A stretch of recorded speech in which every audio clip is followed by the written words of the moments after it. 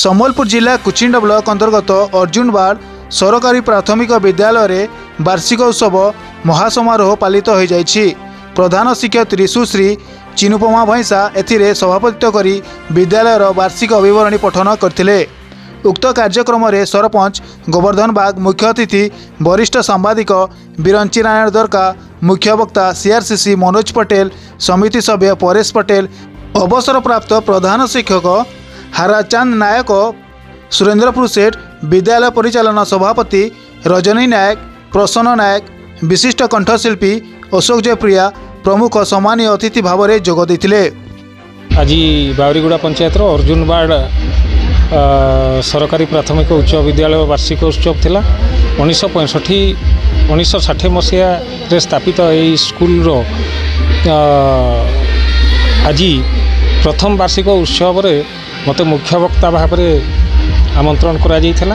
मु देखिली ग्रामांचल यही विद्यालयर छात्र छात्री भितर जो प्रतिभा अच्छी तांकर ज्ञान को विकसित करने आज यही उद्यम सरकारी स्तर में सरकार प्रोत्साहन करुछंती एवं अति सुंदर कार्यक्रम होता। मु आशा करी समस्त सहजरे आगामी दिन में यही स्कूल उत्तरोत्तर उन्नति हो। चिनुपमा भैंसा भारप्राप्त प्रधान शिक्षयित्री सरकारी प्राथमिक विद्यालय अर्जुनबाड़ प्रथम वार्षिक उत्सव पालन करा जाइथिला। दीर्घ 65 वर्ष परे यही वार्षिक उत्सवटी बड़ धूमधाम सहित लोकार्पित करी बहु समागम रे पालित होइथिला।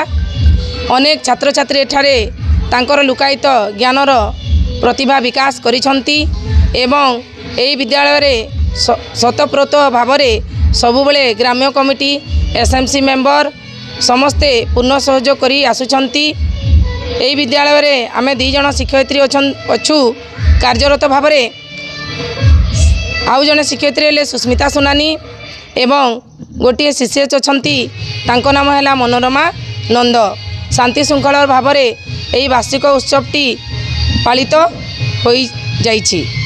धन्यवाद।